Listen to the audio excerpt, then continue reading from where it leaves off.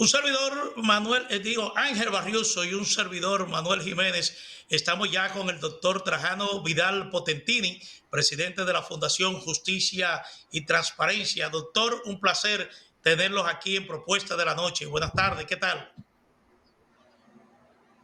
A ustedes y al país por este espacio y un espacio que teníamos algunos días que no participábamos, pero que asumimos como nuestra propia casa. Así que presto para compartir e interactuar sobre todos estos temas que son parte de ese menú que hemos denominado el interés nacional. Bueno, así es, doctor. Doctor, aprovechar iniciar para solicitar su opinión en torno a la selección de los nuevos integrantes del Tribunal Superior Electoral, las expectativas que usted tiene sobre el desempeño futuro de estos nuevos magistrados. Bueno, hay que decir que se trata de hombres y mujeres, en este caso, ¿verdad? Una mujer que es tal vez el punto que hubiésemos considerado o preferido que por lo menos estuvieran representadas dos mujeres para el tema del género, pero tenemos cuatro hombres, una mujer, y con esto pues se reedita lo que fuera la primera conformación del Tribunal Superior Electoral, donde también solamente había una mujer. Es el caso de Mabel Félix, la magistrada Mabel Félix va hace ya algunos años. Pero fuera de ello, estamos en presencia de personas de larga data, de larga trayectoria en el ámbito jurisdiccional, personas con una gran hoja de vida, con mucho conocimiento, con mucha honestidad, con mucha probidad, que pudiera esto augurar que eventualmente pues pudieran hacer un buen trabajo y más aún pues dar algún grado de sosiego, de tranquilidad al país en relación con esta escogencia. Yo hubiese preferido, reitero, que por lo menos tuviéramos dos mujeres, porque hay un tema de cuota de género que aunque es para candidaturas y eventualmente también para lo que sería la dirección a nivel interno de los puestos de dirección de los partidos políticos, pero hay todo un esquema de igualdad, de lenguaje de género en el artículo 273 de la Constitución y más aún esta nueva visión de que la cuota o la participación de la mujer se extienda a todos los ámbitos y que pueda ser material, que pueda ser real, que no sea retórica. Y tienen entonces que estar en los espacios, en los escenarios de toma de decisiones y más con un tema que se trata de la democracia, del equilibrio de la democracia. Pero nosotros desde aquí felicitamos esa escogencia y esperamos que hagan lo mejor. Y reitero que el caso de Villaji Lama es una persona con sobradas condiciones.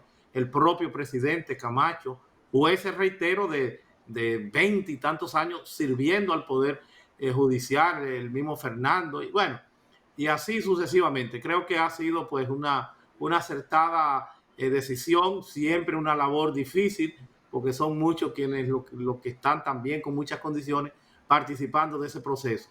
Así que yo creo que lo que tenemos que esperar para que se cumplan las expectativas alrededor de un tema democrático y por consiguiente importante como lo es este tribunal para el ejercicio de esta nueva actividad que deben desplegar los partidos políticos alrededor ya de un esquema por demás también novedoso, leyes estrenando, cambios, una constitución que eleva a los partidos a la categoría diríamos que de órganos constitucionales, al artículo 216 y siguientes de la referida constitución. Bueno, y a propósito de género, doctor, en el Congreso ha estado la discusión por un larguito momento del tema del aborto. Y como esto quedó afuera, en esencial, los tres causales, aún existe cierto descontento en las mujeres, principalmente en aquellas más activistas, más militantes, y preocupación de ellas respecto a las decisiones de los congresistas. E incluso entra aquí algunos reclamos de derecho a los homosexuales. ¿Usted cómo observa este proceso, esta nueva discusión que es muy dado en toda América Latina? Mira, lo primero que hay que decir es que el Código Penal se había mantenido como una especie de rehén, bajo un secuestro por el tema del aborto. Y creo que fue la salida salomónica, la salida inteligente del legislador, el diferir, el apartar, el sacar este tema de ese código para que el mismo pueda, sin mayores escollos, convertirse en ley. No obstante, el sector feminista pues queda con ese sabor amargo y posiblemente se sienta burlado, engañado, porque continúa penalizado el aborto porque era lo que tenía el anterior. O sea que diluir, llevar a otro escenario que no necesariamente va a tener la misma condicionante, la misma premura, el mismo seguimiento que tiene el Código Penal, pudiera resultar cuesta arriba. Porque ¿qué va a pasar si ese proyecto donde estarían planteándose la interrupción del embarazo, del embarazo, en este caso voluntario, bajo las denominadas o llamadas causales, si eso ocurre como ha pasado con el mismo código que tiene más de 20 años, o con la ley de extinción de dominio, que tiene más de 10 años y que ha perimido en la Cámara de Diputados 7 veces? Entonces se quedaría en el aire el tema de la posibilidad de integrar las causales y mientras va el proceso caminando o mientras ya tenemos un código funcionando, seguiría como está hoy, al día de hoy, que sí tenemos el tema del aborto penalizado. Tener una discusión profunda alrededor de una lucha alrededor de esta temática. Vemos ahora cómo emergen también otras consideraciones. Los grupos nunca van a estar satisfechos porque hay una convergencia, hay una nueva realidad a nivel de lo que es ese reconocimiento de derechos de tercera, de cuarta generación ya, donde entran grupos vulnerabilizados en un plano de igualdad con los grupos LGTBI, en este caso donde convergen, reitero, estos grupos vulnerabilizados que deben ser tomados en consideración y que esa tradición a nivel de discriminación debe cesar. Entonces creo que es mucho lo que hay en juego y siempre habrá algún espacio de discusión para buscar sobre todo la armonización de esos derechos en conflicto. Bueno, lo que se está previendo es que el Senado de la República haga modificaciones al Código Penal. Caso, si esto ocurriese, tendría que volver a la Cámara de Diputados. Y esto se lo digo por las vistas públicas que ha organizado la Comisión Especial que está estudiando el Código a nivel del Senado. No solamente en lo que se refiere al tema del aborto y a lo que alega la comunidad LGTB de que se le están excluyendo de derechos fundamentales, que ellos entienden fundamentales. Es decir, parece que vamos a seguir empantanados con esto del Código Penal. Ciertamente son muchos los intereses que convergen alrededor de una codificación y más punitiva. Es tan grande el abanico y reitero también los sectores que tienen sus intereses puntuales y que estarían velando por ellos, y eso pues trae siempre ese proceso, esa interactividad, esa contradicción en un escenario donde el Congreso con sus dos cámaras pues juega su rol y tiene que aprovechar siempre pues cuando la pelota esté en su cancha para producir la satisfacción de a quienes se deben, que en definitiva es el pueblo que lo ha elegido. Entonces, indefectiblemente que se van a producir algunos cambios que, como bien tú señalas, retrotraen la discusión a buscar el que sea refrendada en esos mismos términos en la Cámara de Diputados, porque si no tendrá que mantenerse en ese ir y venir hasta tanto haya uniformidad entre una y otra Cámara. Tal vez lo más inteligente sería pues nombrar una comisión bicameral que integre tanto diputados como senadores y que pueda emerger allí entonces un consenso para que sin mayor dilación salga esa necesaria pieza que lo sería un código penal en la República Dominicana. Hay que remontarse a 1884, que es cuando traducimos, es cuando asumimos ese código como una ley nacional, el Código Penal. O sea, tiene 130 y tantos años. Y si nos vamos más abajo, en 1844, lo teníamos desde ya, incluso con la ocupación haitiana, pero en francés, cuando hicimos la traducción, es en el 1884, y desde esa fecha pues han aparecido algunos cambios, pero mínimos, la estructura que tenemos en la francesa. Ya eso ha sido superado. Entonces, un código penal no es solamente aborto, un código penal es una multiplicidad de aspectos que hoy por hoy tienen que ser considerados como delincuencia organizada, la misma extinción de dominio, un esquema, un sistema para la protección de testigos que denuncian la corrupción, algo incluso mandatorio a nivel internacional, el sicariato, el autor intelectual, el cúmulo de penas, en fin, adecuar las consideraciones de este código a la realidad jurídica constitucional actual que está viendo el país de cara a lo que ha sido pues la evolución social. Pero yo creía que este código había sido actualizado con aquella comisión que se creó en el gobierno del expresidente Leonel Fernández de introducir cambios a los distintos códigos y actualizarlos a los fines de que superáramos aquel llamado, como usted acaba de decir, código francés. Sí, ciertamente en el 1999 se depositó en el Congreso a partir o a raíz de unas comisiones que integrara para la revisión de la codificación que integrara el expresidente Leonel Fernández. Se hicieron proyectos del civil, del procedimiento civil, del penal y del procedimiento criminal convertido en procesal penal, que es el único que logró, porque estaba impulsado por Naciones Unidas, logró que se concretara, pues que se tradujera en alguna reforma que ya sufrió otra reforma en el 2015. Se aprobó en el 2002 el procesal penal y entró en vigencia en el 2004 y en el 15 ya se hicieron algunos arreglos. Pero esa propuesta que había planteado el expresidente Fernández y que fue aprobada en el 2014, y recuerdan ustedes a final del 2014, principio del 2015, que nosotros como entidad cívica sometimos una acción de inconstitucionalidad porque no se llenó el voto de la ley, sobre todo el procedimiento constitucional. Entonces, por eso el mismo, aun cuando estuvo en vigencia un año, no entró en vigencia porque era una vigencia diferida, con unas vacaciones judiciales de un año.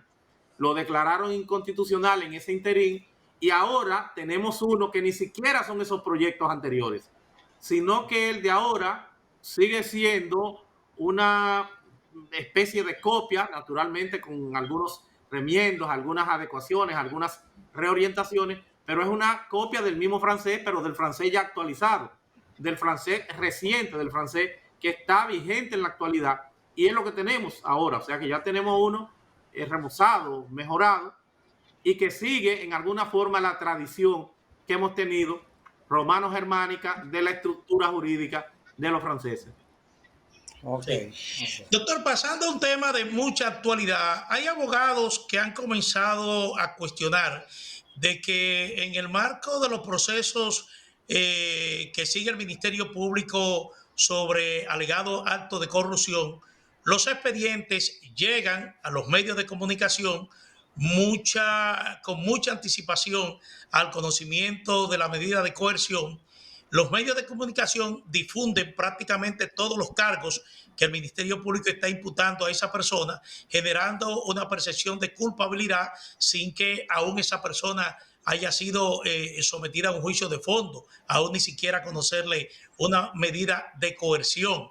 ¿Hasta qué punto, como sostienen algunos abogados, esto viola el derecho a la legítima defensa de los inculpados? Mira, ahí habría que hacer una especie de ponderación, ver los intereses que están envueltos.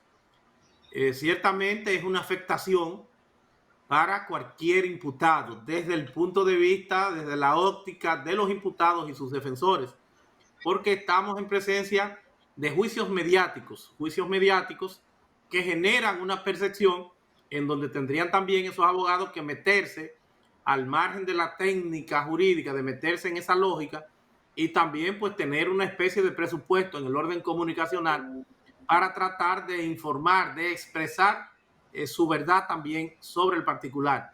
Pudiera esto hacerle un poquitito de daño al proceso, pero ciertamente, y por eso digo que hay que meterlo en una balanza, porque hay un componente ya desde el punto de vista de la sociedad, hay un componente que a nivel doctrinal se llama prevención general negativa.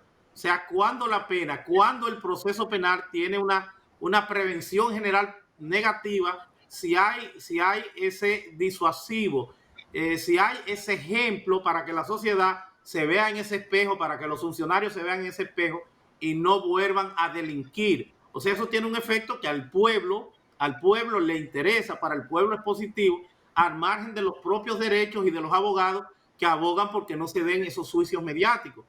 Pero como sociedad es positivo porque tiene un elemento aleccionador, el que tú puedas concretar, el que tú puedas unificar con el componente psicológico ese proceso de una sociedad en particular que va viendo eso y que se ve en ese espejo y que como funcionarios dirán, bueno, tendrán que recordarse lo que le está pasando a uno y a otro a la hora de delinquir. O sea que eso tiene sus altas, sus bajas, sus pros, sus contras, que por un lado es positivo, reitero, para la sociedad, pero para los abogados y los imputados, evidentemente que no. Disculpa, doctor, pero ¿hasta qué punto la divulgación de manera tan masiva de estos expedientes no pueden igualmente condicionar la actitud de los jueces? Es un problema, los jueces son seres humanos, es un problema definitivamente. Sería subjetivo, pero no Los descartable. jueces no son de Marte, los jueces son de República Dominicana y están tocados, están permeados por esa implosión de las redes sociales y ciertamente sí, por eso se habla de populismo judicial. Entonces ciertamente habría que buscar un justo equilibrio entre uno y otro escenario para ver cómo esto pues afecta lo menos posible y sobre todo tratar, señores, tratar de dar más independencia, más institucionalidad y por qué no más comprensión de esa temática, de esa problemática a los mismos medios de comunicación. Hay un ejercicio que en un momento hizo el Tribunal Constitucional y que yo siempre valoro y pongo como ejemplo en el orden positivo. A mí me correspondió coordinar un diplomado del Tribunal Constitucional para los medios de comunicación. Me correspondió la regional del Cibao. Y entonces el Tribunal Constitucional hacía un diplomado especializado para los medios de comunicación, para los periodistas, para que lo mismo se integraran a ese proceso, conocieran de esa nueva temática, de esa nueva tendencia del neoconstitucionalismo, de esa constitución que debe ser viva, que debe tener interactividad, que debe tener presencia para que los medios de comunicación, a la hora de interpretarla, a la hora de conocer cualquier aspecto, pues tuvieran en este caso la conciencia del deber que le corresponde de qué informar y qué no informar. Entonces creo que lo propio debe hacer la Suprema Corte de Justicia. Sería muy positivo que el enfoque del derecho procesal penal, del derecho penal, pueda ser conocido para que no continuemos entendiendo que 18 meses, que 6 meses es una especie de pena anticipada y que si una gente no está presa, la justicia ha fracasado. De que no es eso, de que la justicia debe tener su espacio, debe tener su tiempo, de que un juicio no termina ahí, de que la prisión preventiva posiblemente no debe ser la regla, como se está proyectando, sino lo que dice la Constitución, que debe ser la excepción. Y que tú tienes ahí que considerar esa verdad interina que acompaña a cualquier imputado, que es presunción de inocencia, hasta tanto no se te demuestre con carácter absoluto y definitivo lo contrario. Pero para eso tiene que haber esa sinergia, esa interactividad entre los medios de comunicación y un conocimiento especializado que pueda coordinarlo, que pueda llevarlo, en este caso el Poder Judicial, a esos periodistas, a esa sociedad, para que en esa labor que tienen los medios de comunicación puedan hacerlo de forma más objetiva y se pueda comprender todo este proceso sin que apelemos a pedir cabeza, a pedir cárcel, a pedir 18 meses, a que necesariamente tenga esta preeminencia mediática, todo este tema. Entonces yo creo que debemos avanzar, es una responsabilidad de todos. Bueno, ¿le parece esperanzador este proceso iniciado de reforma policial? Mira, es bien complicado. Yo soy de lo que creo que la policía hay que refundarla desde cero. Es un tema hasta cultural. Nosotros tenemos los policías que pagamos.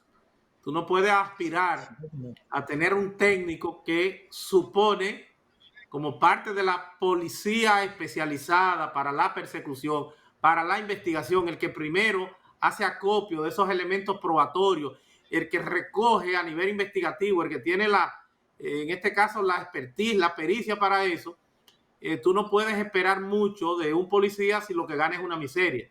Tenemos los policías que pagamos, no puede tampoco esperar mucha preparación de esos policías. Tenemos un edificio que su misma estructuración responde a las reminiscencias del trujillismo, donde hay solitarias, donde hay... concluyendo ya casi, doctor.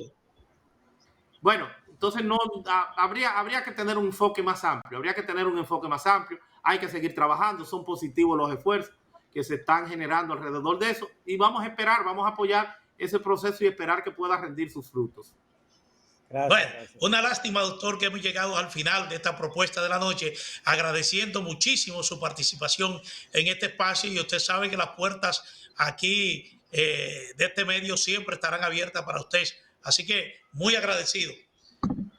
Gracias a ustedes. Bueno, sí. Bueno, hemos tenido al doctor Trajano Vidal Potentini, presidente de la Fundación Justicia y Transparencia. Así es que Ángel Barrio, Manuel Jiménez, agradecemos como siempre su sintonía. Los invitamos para mañana viernes a las 6 de la tarde para que estén nuevamente con nosotros en esta propuesta de la noche por Digital 15.